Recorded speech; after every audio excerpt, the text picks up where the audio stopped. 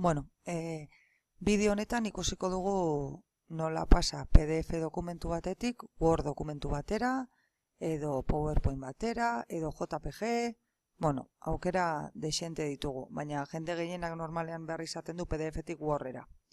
Egin behar duen lehenengo gauza da, interneten sartu smallpdf.com horri honetan. Horri honetan sartzerakoan, bueno, ateako zaizkigun aukerak dira hauek.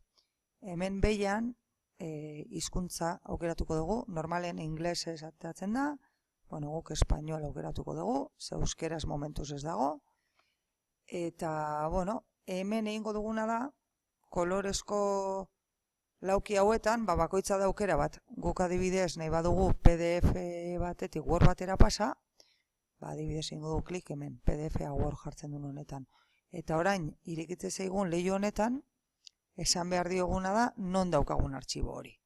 Orduan, esaten digu, pon aquí el PDF. Vale, eligigun artxibo, hemendik aukeratuko dugu, eta honek eramango gaitu, bueno, gure ordenagailura. Orduan hemen aukeratzen dugu adibidez hau, PDF dela, eta sakatuko dugu abrir.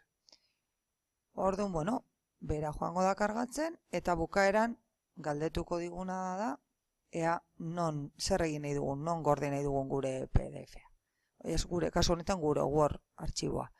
Hemen daukagu deskargar artxibo, Dropboxera igo, edo Drive-era. Orduan, bueno, hiru aukera ditugu, deskargar artxiboa ematen badiogu, hemen ordenagailuan bertan ematen dugu aukera. Hemen nik, bueno, mai gainean uste dugu, adibidez, sakatuko dugu guardar, eta hemen behian ikusten dugu evoluzioa. Eta hori da dena, horrekin ja lortu dugu, PDF-a Word bihurtzea.